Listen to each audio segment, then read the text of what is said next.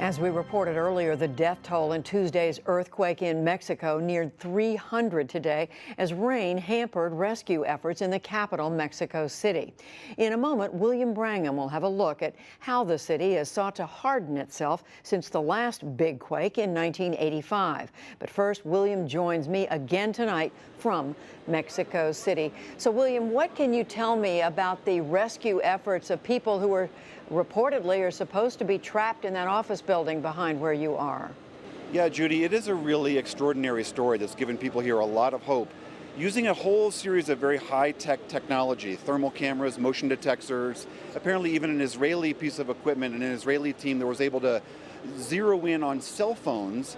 They believe that they have found at least six people in that office building behind me that are trapped there, and they are all believed to still be alive. The family members of the missing are camped out just a few yards away from over this way. They have been told, and they are telling the press, that food and water has been able to be sent into these people that are trapped there, but efforts are underway right now to try to get them out. Well, I know that finding out they're there is one thing, but getting them out in time is something else altogether. What are you hearing about the prospects? Well, that's absolutely right. It's obviously a race against time. Rescuers have said that they think that they've got 9 different access points that they can use to access where they are, and so they are slowly working their way into it. The tricky part is that's a very fragile building behind me, and as you can see, unlike a lot of the other sites that we visited here, it's not swarming with people. It's just a few people up there because they're worried about collapsing the structure. But the idea is if they can get through one of these access points, they might be able to reach those people inside.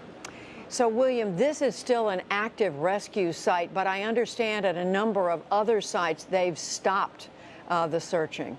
Yes, that's right. The Mexican president today said that of the 38 sites that used to be rescue operations, only 10 of them remain active rescue operations. And there's one other larger concern that's been going on here, which is not just for the buildings that have been collapsed, but what to do with the thousands of other buildings across Mexico City that are damaged. While most of the attention remains on search and rescue across the city, there are an untold number of victims like Silvia Barroso. I was in the house doing chores when it started shaking. It was really, really strong. Her apartment wasn't destroyed by Tuesday's quake, but she's been told it's too dangerous to go back and could crumble at any minute. So she now lives here with what soaking belongings she could grab in this leaky shelter inside this vast makeshift community response center. We're feeling desperate. We really can't go anywhere.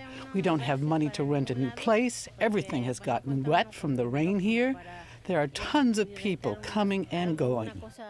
There are likely thousands and thousands of people like Barroso. The government estimates that at least 2,500 buildings were damaged on Tuesday, and they've received reports of 4,000 others. These are buildings that weren't flattened, but will likely remain uninhabitable for the foreseeable future. Mexico City, of course, is no stranger to big earthquakes. The worst quake was in 1985, 32 years ago to the day of Tuesday's quake. Mexico City was terribly damaged. Thousands of buildings, including many newer ones, collapsed fully. The official 5,000-person death toll is considered a gross underestimate. After the '85 quake, government officials said reforms would come. Better rescue and response, better public education, and stronger, enforceable building requirements. Daniel Rodriguez Velasquez has consulted the Mexican government's Disaster Prevention Board. He's an expert in urban planning, and he says many of those reforms did in fact come. Las especificaciones técnicas. Before 1985, building standards didn't consider such large earthquakes.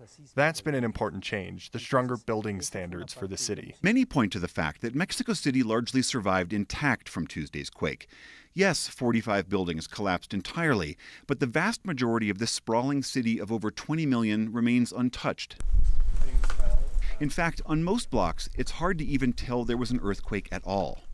Daniel Rodriguez agrees those post-1985 reforms did save lives and save structures.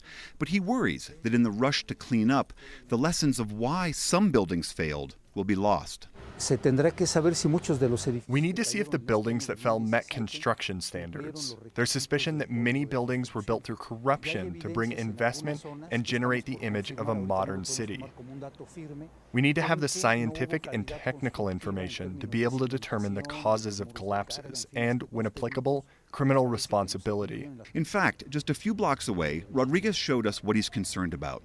4 families lived in what was a 5-story apartment building here. It looked like this on Tuesday, and now it's being completely demolished. People here said no investigation had been done. Javier Morales Acosta lived here with his wife, daughter, and grandson. He was at work when the quake struck. My first thought was of my wife and family. My wife was at home. I tried to call, but she didn't answer, so I knew something had happened. His wife was injured, but got out alive. She's at the hospital now. He says they've lost absolutely everything. No hemos podido recuperar nada. We haven't been able to recover anything. When something like this happens, the first thing people ask you for is ID, but everything we had is buried. Hay mucha prisa ya que entre maquinaria pesada. There's a rush to bring in heavy machinery and clean up the rubble, to demolish buildings. Just like in 1985, it's a political move. The government is in a rush because a presidential election cycle is just starting. Morales' house and all his family's belongings are being carted away in an afternoon, as officials here face the competing demands of trying to learn from this disaster versus cleaning up and getting back to normal. In Mexico City, I'm William Brangham for the PBS NewsHour.